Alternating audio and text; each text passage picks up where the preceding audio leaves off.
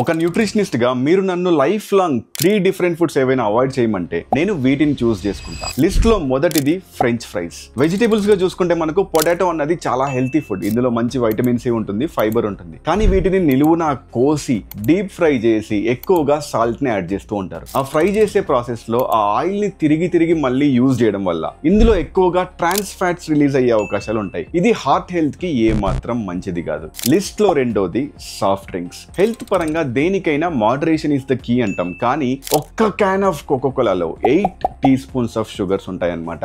WHO recommendations ప్రకారం ఒక మనిషి రోజుకి 4 టీ స్పూన్స్ కంటే ఎక్కువ షుగర్ ని కన్జ్యూమ్ చేయకూడదు. అండ్ ఇందులో ఎలాంటి మైక్రోన్యూట్రియంట్స్ అంటే వైటమిన్స్, మినరల్స్ వంటివి ఉండవు. లిస్ట్ లో మూడోది అండ్ ముఖ్యమైనది 2 నిమిషాల్లో ప్రిపేర్ అయ్యే మ్యాగీ. ఈ మ్యాగీలో ఎక్కువగా మైదా ఉంటుంది. నాకు మైదాతో కూడా పెద్దగా ప్రాబ్లం లేదు, కానీ వీళ్ళు ఈ మైదాని ఆల్రెడీ ఫ్రై చేసి ప్యాక్ చేస్తారు. ఎందుకంటే మనకు మ్యాగీ 2 నిమిషాల్లో కుక్ అయిపోవాలి కాబట్టి. ఈ ఫ్రై చేసే ప్రాసెస్ లో కూడా ఇందులో ట్రాన్స్ ఫ్యాట్స్ ఎక్కువగా రిలీజ్ అయ్యే అవకాశాలు ఉంటాయి. ఈ మ్యాగీతో నాకు రెండో ప్రాబ్లం ఏంటంటే ఎక్సెస్ అమౌంట్ ఆఫ్ సోడియం అన్నమాట. ఇది కూడా మన హార్ట్ హెల్త్ కి లాంగ్ రన్ లో ఏ మాత్రం మంచిది కాదు. మీరు ఒకవేళ 3 ఫుడ్స్ ని అవాయిడ్ చేయాలనుకుంటే ఏ ఫుడ్స్ ని అవాయిడ్ చేస్తారో కింద కామెంట్స్ లో మెన్షన్ చేయండి.